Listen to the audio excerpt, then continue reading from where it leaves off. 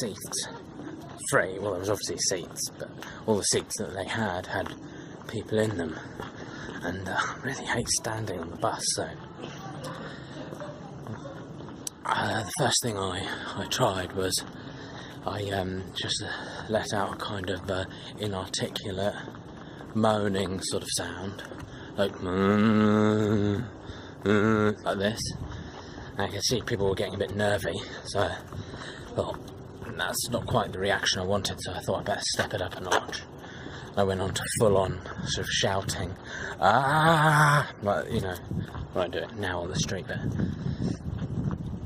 you know, people were looking around, but nobody's actually getting up. So the next thing I tried was I tried to pretend that I was about to be sick.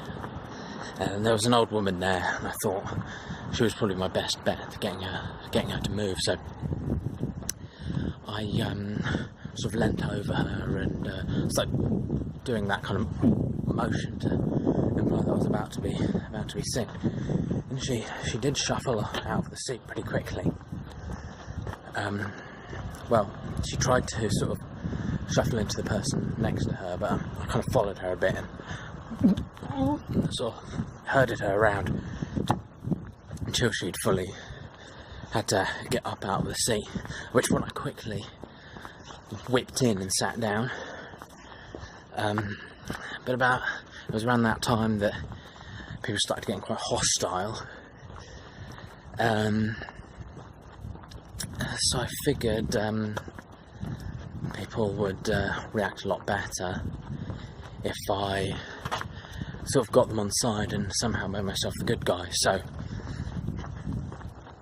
I started talking about how it's not true, but I made it up. I said that I'm an orphan, and I was on my way to the funeral of one of my parents. And the problem is when they started grilling me over it, because I could tell that they were very they were pretty unhappy and pretty suspicious, I'd say.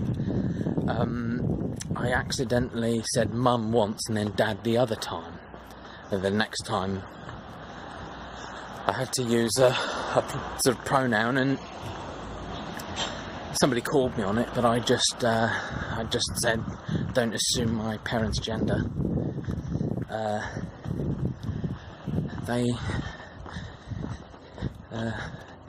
My mum had a sex change, and they asked me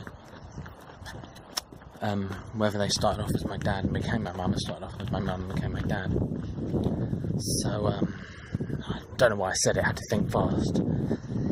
So I said my mum had a female to female sex change.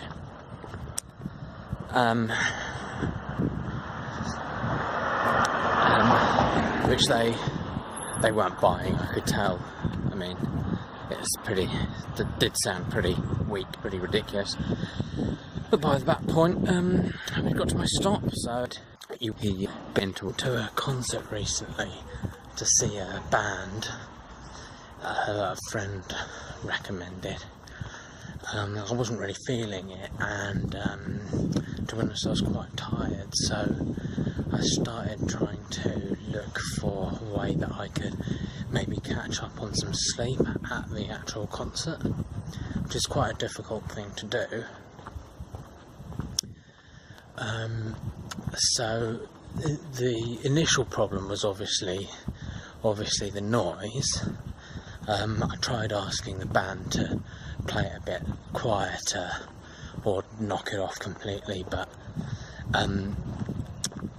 obviously they weren't very interested in doing that. In fact, I don't think they could actually hear me over the noise.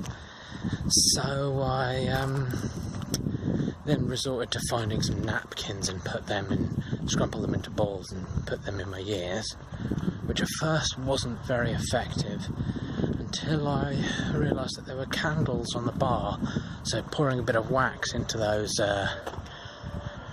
tissue lumps really made them much more effective earplugs. But then I had the problem of finding a comfy place to lie down, and there were some sofas in there, but they had all been occupied, and I think someone had actually been sick on one of them, so it wasn't too enticing. So what I actually did was I found myself a largish drawstring bag. It was in fact extremely large. I found this before I went to the concert because I had a bit of time to plan, and then I climbed inside the bag and checked myself into the cloakroom. And then once I was inside the cloakroom, there was obviously, you know, hundreds of coats and bags to sort of put together as a makeshift bed. So in the end, it was surprisingly comfy. Although I did have the problem of checking myself into the cloakroom. The major issue, of course, is that, you know, once you're inside the bag, you can't accept the ticket for the bag. So I had to get a friend to help me with that. Overall, I'd say it was a pretty decent concert. No one's watching this. I mean, come on now. If you are, please like and subscribe.